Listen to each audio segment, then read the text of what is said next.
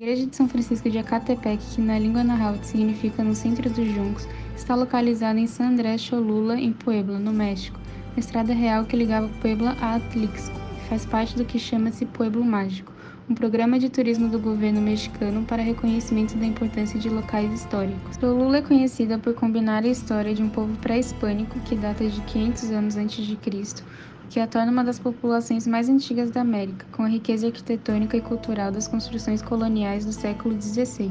A chegada dos espanhóis em 1519 marcou um período de perseguição religiosa e abusos territoriais que foi promovido pela destruição dos templos antigos astecas para que fossem erguidos espaços católicos. As grandes estruturas de poder utilizariam os artifícios barrocos da sedução e da persuasão para o encanto e a conquista dos irredutíveis súditos e dos potenciais fiéis, logo para a estabilização do governo e para a consolidação da Igreja Católica.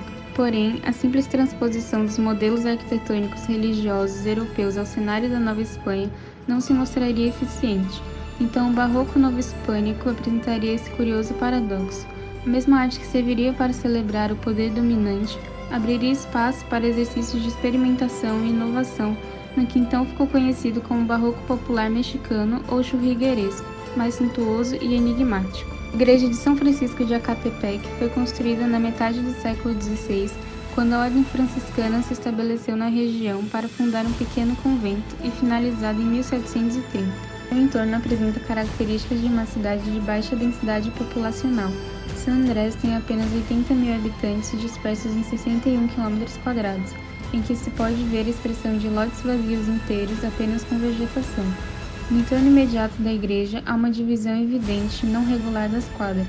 Além disso, as vias são largas e uma delas chama a atenção: a Carretera Internacional, uma rodovia federal do México. A área da igreja está assentada em uma quadra inteira e as ruas que cercam a colocam em uma posição de centro.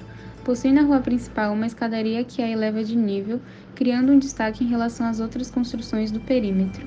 Apesar de a igreja estar recuada do muro de entrada pela existência de um átrio, ela se destaca. Sua murada principal é marcada com ornamento que já anunciam a igreja para atrair e conquistar desde seu princípio. Construída por mão de obra totalmente indígena, a fachada datada do século XVIII é inteiramente coberta com cerâmica de Talavera, cerâmica branca esmaltada adaptada da técnica maiólica levada pelos espanhóis de artesãos de Talavera, no período da colonização, momento em que foi adotada pelos povos pré-hispânicos que com suas tradições modificaram-na com a adição de cores, por exemplo. Ladrilhos coloridos em azul e branco que representam a pureza da Virgem Maria e em verde e amarelo que representa a mudança em São José. Sua planta em cruz latina conta com 7 corpos nos quais estão o coro, sotocoro, transepto e presbitério. Há uma torre em planta quadrada com 12 colunas salomônicas representando cada discípulo. Há ainda um campanário em diagonal. O interior é revestido com ouro policrômio e o altar, com a presença de retábulo, comporta imagens como a encarnação de Cristo trabalhada em gesso, anjos, querubins, crianças e santos esculpidos em madeira e policromados com a técnica do estofado. Nos arcos laterais é possível ver passagens dos evangelhos caracterizando os atributos de Mateus, Marcos, Lucas e João. Possui em seu transepto uma cúpula em formato octagonal, a qual exteriormente também é inteiramente revestida com azulejos. Além disso, todo seu teto é decorado e entalhado seguindo os arcos. Possui símbolos como um sol dourado, que na cultura asteca é o Tonatiuh, o deus sol. Todo o seu interior, no entanto, é uma obra de restauro, datada de 1941, a qual teve duração de 25 anos e foi motivada por conta de um incêndio ocorrido em 31 de dezembro de 1939. O restauro só foi possível graças à imagem de Guilherme Calo, o qual havia sido contratado para fazer um catálogo no início do século XX, com imagens das igrejas e monumentos históricos do México. Por isso, o que antes fora construído em madeira de cedro foi substituído por gesso. O Barroco novo-hispânico é fruto da irradiação do Barroco espanhol, somada à intervenção dos frades indígenas, crioulos e mestiços.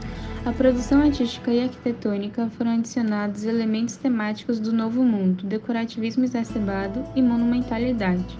Foi adotado também o uso de novas técnicas e materiais, como mosaico, estuque e estofado, além do tratamento marcado por intensa colorimetria.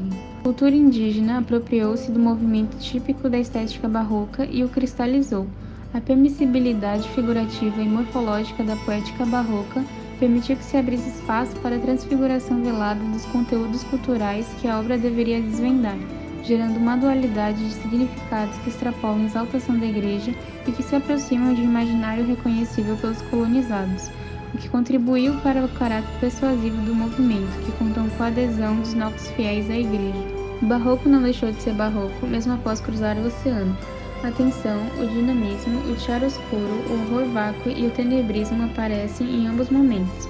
Seu caráter persuasivo e de submissão dos fiéis continuou nas terras colonizadas, principalmente no México, onde propuseram o extermínio da cultura nativa. No entanto, observa-se que a esse movimento foi incorporada a cultura dos indígenas, que participavam ativamente na construção das obras, seja pelas mudanças estilísticas, no revestimento das fachadas, nas técnicas utilizadas, na produção dos revestimentos e ornamentos interiores e uso de iconografias locais.